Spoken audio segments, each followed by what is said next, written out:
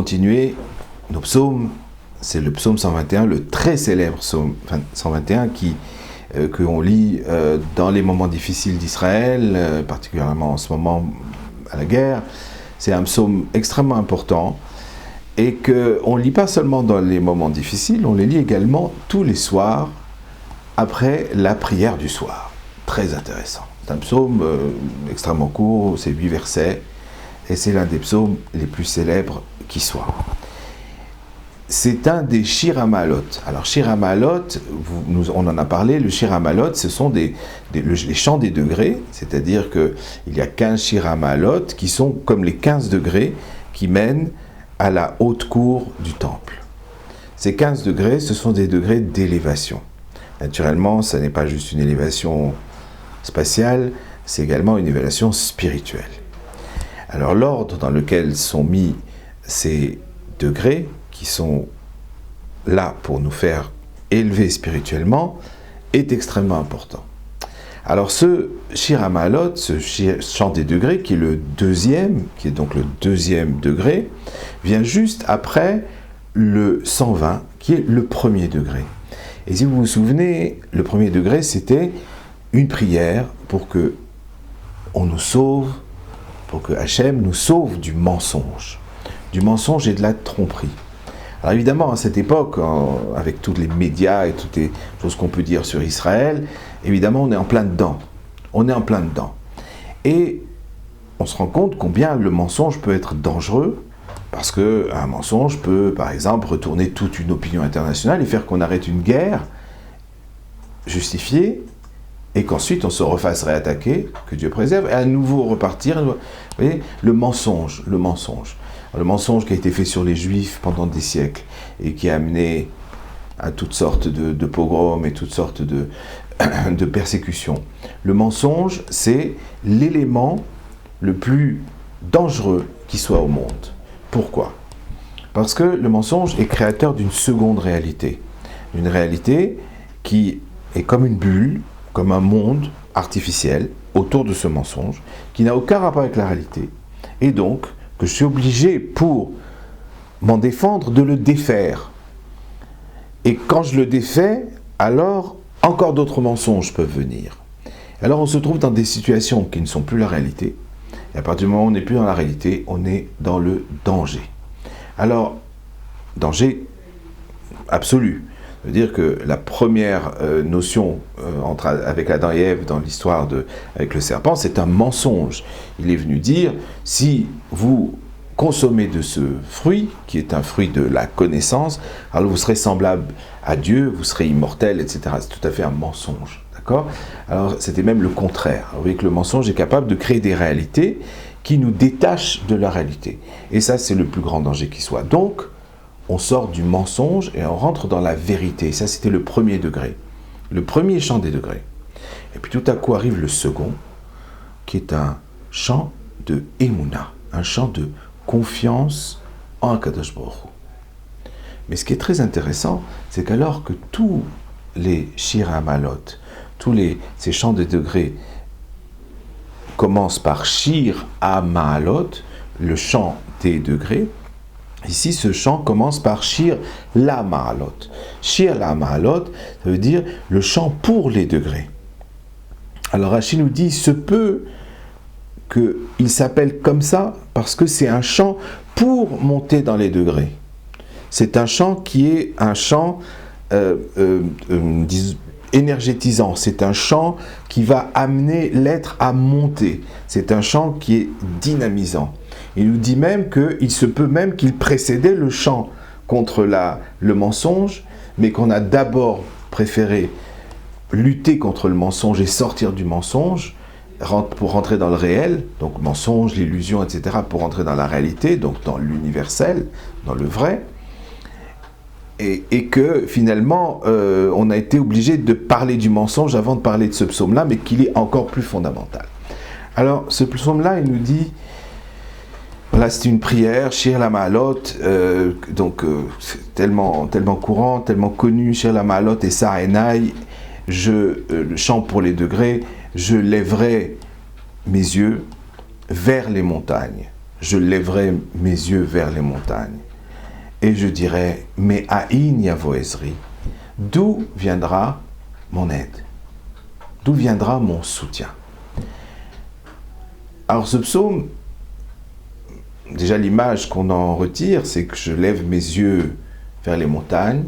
C'est un psaume où on est dans la vallée, on est dans le creux, on est dans un moment de la vie où on ne peut rien faire, où on est dans une situation de vulnérabilité totale et sans une aide autour de soi, sans aide autour de soi. Il lève les yeux vers les montagnes, ça veut dire lever les yeux, chercher de l'aide dans la puissance, chercher un refuge, puisque la montagne, c'est toujours été un refuge. Je lève mes yeux vers les montagnes, et je suis moi dans le trou, et dans le creux de ma vie, et d'où viendra mon aide? Alors ça, c'est des moments où on est au bout du rouleau, et c'est pour ça que le roi David met ça au futur, parce que quand il écrit, il n'est pas au bout du rouleau. Mais il dit, tu sais, un jour, je dirai d'où viendra mon aide. Un jour, je serai complètement au dépourvu. Et comme j'écris ce psaume pour vous tous, alors ça arrivera à nous tous. Il y a un jour dans nos vies, ou plusieurs, où on est dans un creux, où on ne peut absolument rien faire. Et à ce moment-là, dans ces moments si difficiles, alors on tourne nos yeux vers quelque chose de haut, et à ce moment-là, on se retourne vers le Créateur, tout à coup, quand c'est si difficile. Parce que le roi David nous dit que c'est de là que vient l'aide. Le deuxième verset nous dit « Ezri me'im Hashem » mon aide viendra d'Hachem. Elle ne viendra pas des montagnes, elle ne viendra des puissances, vous voyez bien qu'elle ne vient pas. Mais elle viendra d'Hachem, Osé, Shamayim Vaaretz, qui fait le ciel et la terre. Alors qu'est-ce que c'est que elle vient d'Hachem? Alors très souvent, vous savez, on est plongé dans des cultures où finalement on est là en train de prier et de demander à une force qui se trouve tout en haut, là-haut, qu'elle vienne nous aider. Et ça, c'est une vision déiste des choses. Ce n'est pas la vision juive des choses. La vision juive des choses, c'est que nous baignons dans cette réalité. C'est une intelligence qui nous fait vivre, qui fait fonctionner tout le système de la vie, la nature, le cosmos. Il y a une intelligence absolue qui va des galaxies jusqu'aux plus petits atomes et aux noyaux d'atomes. Il y a une intelligence absolue. Cette intelligence absolue qui dirige tout et qui fait que tout est en coordination, alors elle a également une volonté. L'intelligence et la volonté derrière cette intelligence. Parce qu'il est absolument clair et logique, et c'est là le point unique de la croyance, c'est pas de voir l'intelligence. Tout le monde voit l'intelligence universelle, tout le monde voit que ça ne peut pas être fait au hasard, mais qu'il y ait une volonté derrière. Ça, c'est la foi. Et on se met en position de demander à cette volonté qui dirige cette intelligence, cette énergie qui rentre dans nos corps et qui nous fait vivre, de nous donner la solution. Parce qu'elle est maîtresse de tout. Et à ce moment-là, on se met en position de réceptacle, Ezri, me'im Hashem, qui fait la terre et les cieux, qui les fait maintenant, qui sans arrêt maintenant met toutes ces différences de potentiel, toutes ces énergies en place sans arrêt, qui les maintient et qui fait en sorte que nous existons, que nous sommes là. Et à ce moment-là, eh bien, je tire et je cherche de l'aide de cette énergie. Alors, demander évidemment cette aide au Créateur, à cette intelligence universelle, à cette énergie universelle dans laquelle je suis plongé, demander cette aide, pour beaucoup de gens, c'est un petit peu jeter l'éponge. C'est un peu renoncer. C'est un peu un état de passivité. Les gens n'aiment pas ça. Et pourtant, est-ce que c'est ici une démission, parce que c'est souvent ça ce que les gens disent. Bon, s'appuyer sur toute cette puissance que toi tu appelles Dieu. Bon, je lui dis non, personne n'appelle Dieu, c'est... D'accord? Il a des noms multiples et je baigne dedans et tu baignes dedans comme moi. Et c'est comme ça qu'on parle, et c'est comme ça qu'il y a de l'air, et c'est comme ça qu'il y a des mots, et c'est comme ça que... Voilà. C'est parce que nous sommes dans cette réalité. Cette grande réalité, se fier à elle et non plus à moi, ça serait quelque part démissionner. Bah oui, je dois jouer le jeu, c'est moi qui fais. Alors les gens ont tendance à ne pas vouloir démissionner, si ce n'est qu'au moment où ils sont obligés de démissionner. C'est-à-dire quand ça va au plus mal, quand il n'y a plus rien à faire, quand il n'y a plus d'aide. Alors là, à ce moment-là, ils appellent. Quand l'avion commence à tomber, des grands trous d'air et qu'il y a des machins, quand ils commencent à appeler, quand il y a des maladies, que Dieu préserve, ils appellent.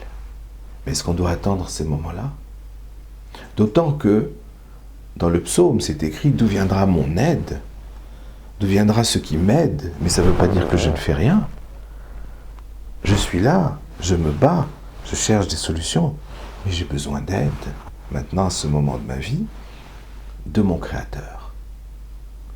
Et ça n'est pas une démission, c'est juste demander de l'aide. Alors vous savez, il y a des enfants, parfois l'humain se comporte comme un enfant. Il y a des enfants, oui, je veux le faire tout seul, Ouais, il est en train de prendre un gâteau, là, comme sa mère, il essaie de mettre ça au four, on lui dit, mais tu vas te brûler. Non, mais je veux le faire tout seul. Non, je veux le faire tout seul. D'accord? Il se brûle, il dit, ah ouais, ben c'est de ta faute, tu m'as dit que j'allais me brûler. D'accord? Alors ça, c'est souvent l'humain qui est comme ça. Il veut faire tout seul. Et pourtant, tu respires tout seul. Tu crois que ton cœur bat tout seul. Alors ça, c'est le verset d'après. Le verset d'après nous dit « Aliten lamot raglecha » qui ne donne pas à ton pied à trébucher. « Al yanum shomerecha » qui ne dorme pas ton gardien. Très intéressant. Alors, je suis dans l'univers, j'ai toute une vie qui vient de l'universel que je puise, d'accord? Et puis, il me dit, cette force ne donnera pas, qu'il ne donne pas à ton pied à trébucher. Pourquoi cette histoire de pied? Alors le pied en hébreu, ça se dit régel. Régel, pourquoi? La racine de ce mot, ragil, l'habitude. Ani ragil, je suis habitué. Les shlosha regalim, les trois fêtes, c'est les trois fêtes dans lesquelles on est habitué à venir à Jérusalem. Ragil, le régel, c'est l'habitude. C'est ça la racine. Alors pourquoi nos pieds s'appellent raglaim? Parce qu'ils sont habitués à marcher. Ils marchent d'une manière automatique. On ne réfléchit pas à ces pas. Parfois on les fait plus vite, parfois moins vite, parfois plus souple, parfois plus lourd, mais on ne réfléchit pas à ces pas. Les pas se font de même. Et c'est le même système également pour le cœur. Notre cœur, il bat tout seul. Enfin, tout seul. Il bat sans qu'on y pense. Il bat sans notre volonté. Des tas de choses qui se passent dans notre corps se font sans notre volonté, automatiquement. D'accord? Alors, c'est pour cela que, tout à coup, il parle de cet exemple. Et il dit, voilà, tu vois bien qu'il y a des choses dans ta vie qui sont automatiques pour toi. Qui s'occupe de ces choses-là? Qui fait que ton cœur bat? Qui fait que ces choses-là continuent à t'aider à vivre et à faire que tu existes? Alors c'est là que tout à coup il parle à l'enfant qui voulait toujours tout faire tout seul. Et là il lui dit, mais non, mais tu n'es pas en train de faire ça tout seul. Ton cœur, tu crois que tu le fais tout seul? Et puis même ta marche, quand tu marches, tu crois que tu penses? Bien, tu peux très bien trébucher, ton pied flancher, ton genou se tordre sur le côté. Ça arrive. D'ailleurs, ça arrive. Alors il prie, il dit, voilà, rends-toi compte qu'il n'y a pas seulement ces choses-là qui te viennent par l'aide du Créateur, mais aussi beaucoup d'autres choses. Alors là, ce que je suis en train de faire, c'est de te dire, demande au Créateur, demande-lui de l'aide, et foi qu'il va t'apporter de l'aide. Et ça, c'est comme le petit enfant qui se retourne vers papa et qui dit « Papa, s'il te plaît, aide-moi, j'y arrive pas. » Facile. Et le papa est très content d'aider. Il est très content, il est heureux. C'est pour ça qu'il a eu cet enfant, c'est pour l'aider à grandir. Et c'est pour ça que le jour où nous a eu, c'est justement pour nous aider, pour nous donner des choses. Et le verset continue en nous disant « Alianum shomerecha » qu'il ne somnole pas celui qui te garde. Tiens. Alors si on vient parler ici du Créateur, c'est-à-dire du bain de vie dans lequel nous sommes, est-ce qu'elle peut somnoler? Je veux dire, les planètes, ça tourne, les choses... Est-ce qu'elle peut somnoler? Elle nous dit, non, ton gardien à toi, c'est-à-dire dans ta relation avec lui, qu'il ne somnole pas. Ça veut dire quoi qu'il somnole? Ça fonctionne toujours. Cette réalité est toujours là. En réalité, c'est moi qui somnole, c'est moi qui me détache, c'est moi qui me déconnecte. Et quand je me déconnecte, alors effectivement, mon pied peut flancher. Je suis déconnecté. Alors, Alianum shomerecha, c'est dans le même verset, vient nous dire qu'il ne te donne pas ton pied à trébucher, qu'il ne somnole pas celui qui te garde. C'est-à-dire que cette vie dans laquelle tu es plongé, tu ne te déconnectes pas de ça, ton cœur ne s'arrêtera pas, ton pied n'arrêtera pas de marcher. Tu vas être sans arrêt ensemble avec l'universel. C'est très important ces notions-là, très très important. Non seulement parce que ça nous donne de l'humilité, de ne pas être cet être, d'autant qu'il y en a des milliards comme nous, et puis ça nous donne également cette notion de connexion avec quelque chose d'extrêmement grand, et donc une énorme force. Et ça, c'est la réalité. Donc, là, ils viennent prier pour dire, fasse que tu ne te déconnectes pas, qu'il ne dorme pas, celui qui te garde. Et tout de suite après, il vient nous dire, parce que sache, c'est le verset d'après, in Eloyanum veloishan, il ne somnole pas, et il ne dort pas, le gardien d'Israël. Alors tout à coup, je ne suis plus moi, tout à coup on parle d'Israël, ça c'est les psaumes, c'est le roi David. Il passe dans plein de dimensions comme ça, mais elles sont contenues les unes dans les autres. Il vient nous dire, il ne dort pas, il ne somnole pas, et il ne dort pas, le gardien d'Israël. Alors qu'est-ce que ça veut dire pour Israël, pour nous, qu'il ne somnole pas? Ça veut dire que quelque part, jamais la connexion ne devient petite, vague, intermittente pour Israël en tant que peuple. Jamais non plus, elle ne se coupe. Parce qu'on pourrait imaginer que, elle n'est jamais intermittente, elle est toujours continue, mais elle peut se couper d'un coup, Chas v'Shalom.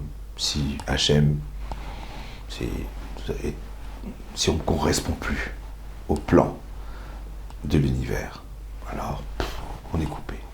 Ça y est, ça tombe. Que Dieu préserve. Alors Israël jamais n'est coupé. Jamais n'est coupé. Il y a toujours Akadosh Baruch Hu qui est là. Par contre, ce qu'il y a, ce sont des Giloui Panim ou des Esther Panim. Je m'explique. Giloui Panim, ce sont des dévoilements. Et des Esther Panim, ce sont des voilements. Il y a des périodes pour Israël où le Créateur est voilé, où on ne sent pas sa présence, où il y a comme un écran entre lui et nous. Il y a comme un écran entre nous et la vie. Et ça, c'est les moments de Esther Panim. C'est la Shoah.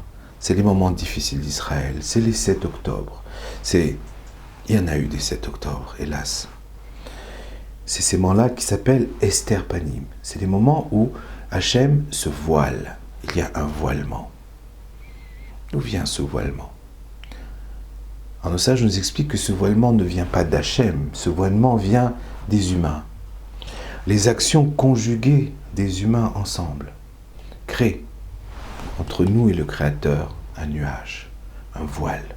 Les mauvaises actions se répercute partout dans le monde. C'est l'effet papillon. Ce que je fais ici va avoir des résultats, des conséquences dans un autre endroit du monde.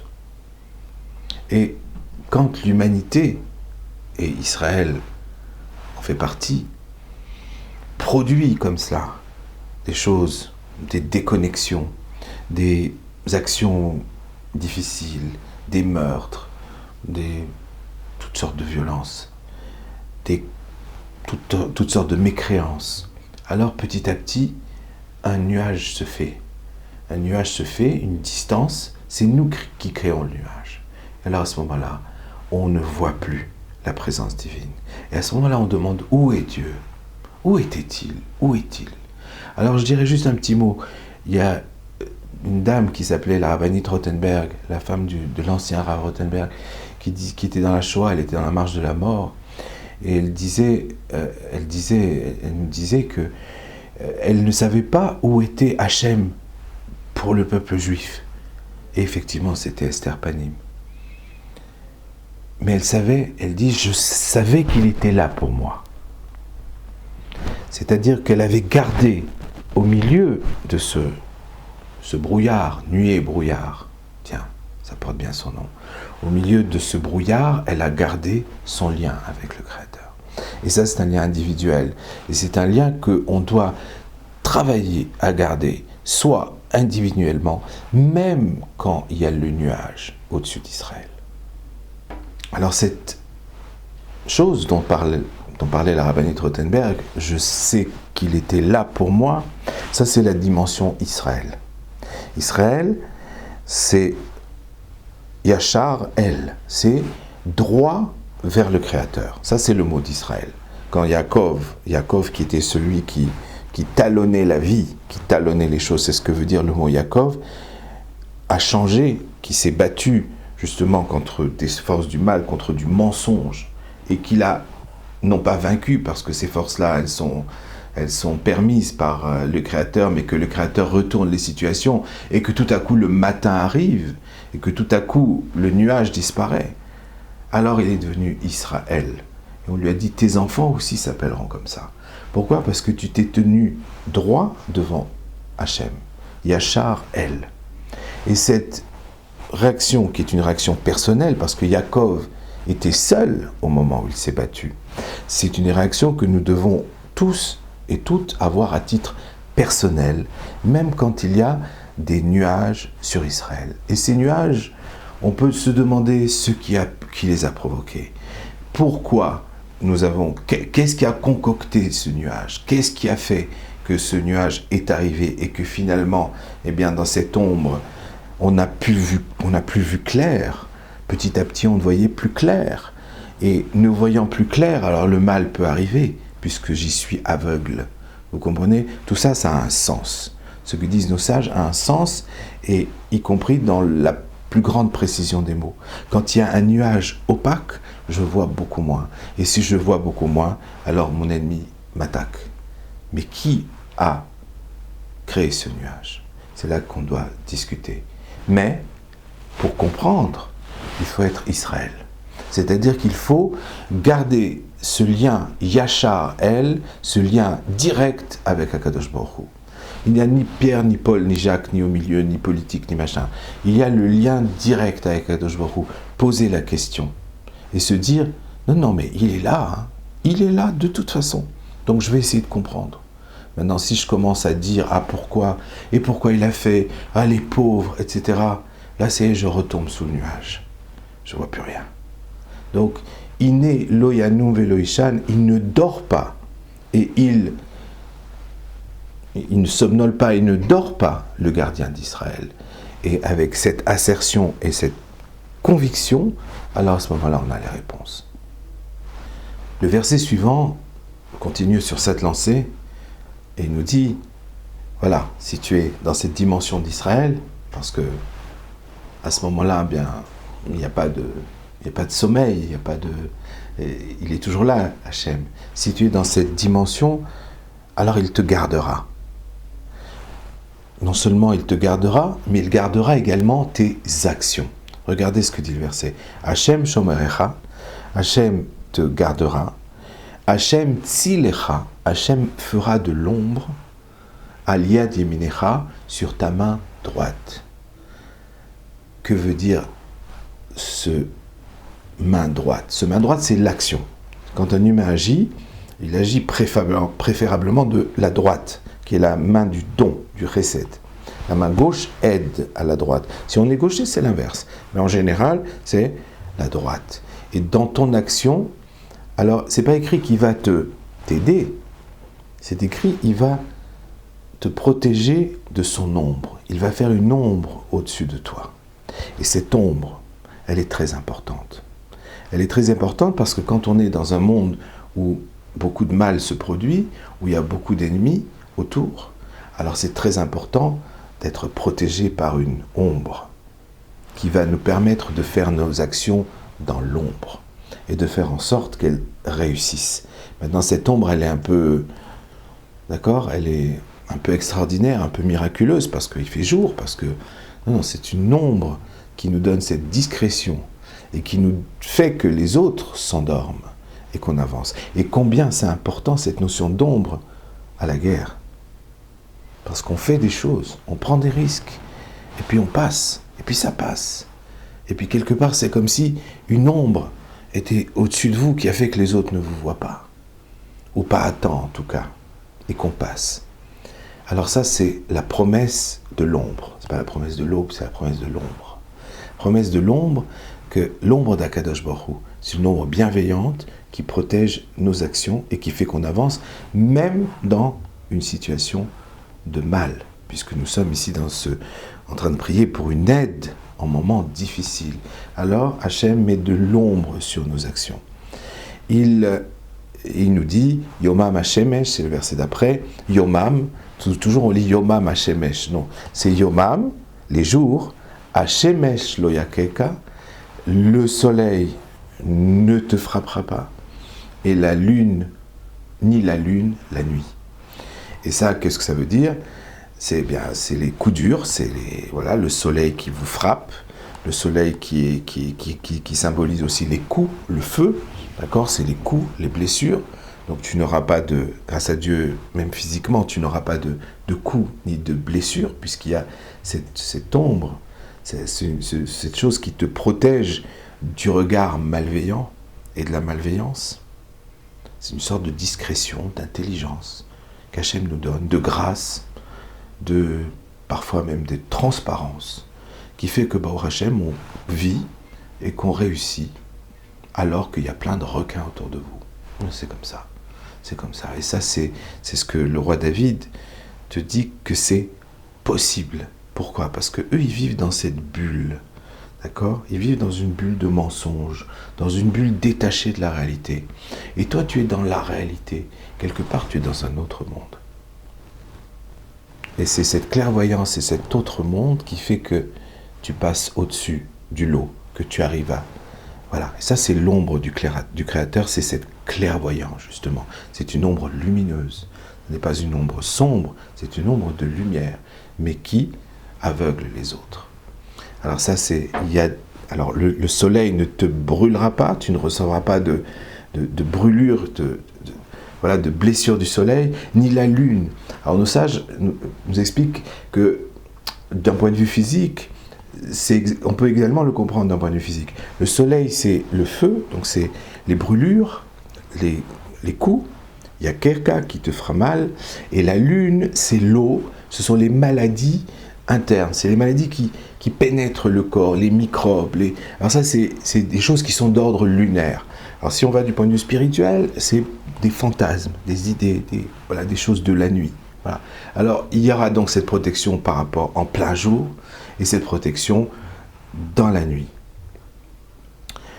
Hachem Ishmorecha Mikolra, ce verset continue, le verset d'après, il te gardera de tout mal, y compris du mal venant des humains ou des animaux. C'est comme ça dit Rashi. Ishmor et nafshecha, il gardera ton être. Et là on passe au dernier verset qui vient nous apprendre des choses tout à fait... qui vient vraiment nous ajouter quelque chose de neuf. Hachem Ishmor Setecha. Hachem gardera tes sorties Uvoecha, et tes retours. Il gardera tes sorties et tes retours. Pourquoi est-ce que j'ai besoin d'être gardé dans mes sorties, dans mes retours? Qu'est-ce que c'est que ces sorties? Une sortie, c'est quand une personne, par exemple, part en voyage, qu'elle sort de sa zone de confort. Autrefois, les voyages étaient dangereux. L'aller, comme le retour, était dangereux. Dès que je sors quelque part de ma zone de sécurité et de confort, alors je suis en voyage. Et si je suis en voyage, alors forcément je suis vulnérable. Et dans ces moments où je suis vulnérable, où je ne suis plus avec mon milieu, avec ma sécurité, alors évidemment que je suis beaucoup plus dépendant du monde et de l'universel, puisque j'y suis beaucoup plus exposé. Et à ce moment-là, Hachem nous aide dans ces moments-là. Il nous aide à sortir, il nous aide à revenir. Combien c'est vrai quand il s'agit de la guerre. C'est dangereux d'y aller, c'est dangereux de revenir. D'accord? Et puis, ça s'applique également à la nuit, parce que quand on parle, ce psaume, on le dit le soir, pas très loin de se coucher. C'est la dernière prière du jour en vérité. Le soir, on fait le Kriyat Shema, on dit le schéma sur son lit, parce que quelque part notre âme part. Mais il y a un voyage qui se fait dans la nuit. Il y a un voyage qui se fait dans la nuit. Il y a plein de choses, effectivement, que l'on recycle de la journée. On s'accroche à la vie de tous les jours. Et puis à un moment donné, ça part. Et c'est ce que dit le Talmud. Il y a une toute petite expérience de la mort chaque nuit. Minuscule. C'est pour ça qu'on se lave d'ailleurs les mains le matin au lever. C'est qu'il y a cette expérience de la mort. C'est quoi cette mort? C'est quelque part, c'est qu'on se relie à notre âme. On se relie à des mondes qui sont extérieurs aux nôtres. Et ça, c'est un départ. C'est une petite mort. Alors, il y a un départ et il y a un retour pendant la nuit. C'est pour ça qu'on lit ce psaume. Il nous dit « Je te garderai dans ton départ comme dans ton retour. N'aie pas peur, lâche-toi. Vas-y. » Parce que ces moments du sommeil très particuliers où on se rattache et où parfois on a même des rêves prémonitoires parce qu'on sort carrément de notre réalité, on peut avoir des rêves prémonitoires, on peut avoir des décodages de la réalité qui sont extrêmement fortes, on peut se réveiller en ayant réellement des certitudes, vraiment des certitudes. Eh bien ces moments-là sont très précieux et il ne faut pas en avoir peur. Et ce psaume vient nous dire, il te protégera dans tes sorties et dans ton retour. Juste, fais-lui confiance, ne t'agrippe pas. N'essaye pas donc de rester dans ton... Et parfois, si c'est la guerre, n'aie pas peur, vas-y, et reviens. D'accord? Si c'est un voyage ou quelque chose duquel tu dois sortir de ton confort pour réaliser un grand projet, alors vas-y, tu vas y aller et tu vas revenir. Et tu reviendras avec moi, parce que dans les sorties, c'est moi qui t'accompagne. Tu n'as plus ton petit monde, tu n'as plus toutes ces choses qui t'aident et qui te protègent habituellement. Et puis le Radak vient, qui est un des grands commentateurs de la Torah, vient et nous dit, ce verset s'applique également à la Géoula, au retour en Israël. Il nous dit, Hachem te protégera dans ta sortie. Dans ta sortie de quoi? On dirait, non, dans ta sortie d'Israël. Non, non, il te protégera dans ta sortie de parmi les peuples. C'est dangereux de sortir de là où on était. C'est dangereux. Et il te protégera dans ton entrée, dans ton retour à Israël. Ta sortie de là-bas et ton retour ici. Ce sont deux moments dangereux. Et Akadosh Baruch Hu nous aidera, et ça c'est le sens aussi de ce psaume, dit le Radak, au moment donc de notre Géoula, de sortir de parmi les peuples, qui est dangereux, parce qu'il y a plein de choses qu'on quitte, plein de sécurités que l'on quitte, et puis dans notre entrée en Israël, parce qu'on trouve ici également plein d'insécurité, il nous protégera dans ces deux moments. Seulement, cette chose de Israël, rappelez-vous, dans le psaume, c'est d'être Israël, c'est-à-dire d'avoir cette relation directe avec le Créateur, cette relation de confiance avec le Créateur. Et à ce moment-là, le verset finit et nous dit « Me'ata ve'ad olam » de maintenant et pour toujours. Ça, c'est la bénédiction du roi David qui vient ajouter au verset, pas seulement une promesse, un désir qu'Akadosh Baruch Hu, une réalité que si on se lie à lui, il va nous protéger, mais également la pérennité de cette chose. Mais Ata, Ve'ad Olam, de maintenant et pour toujours.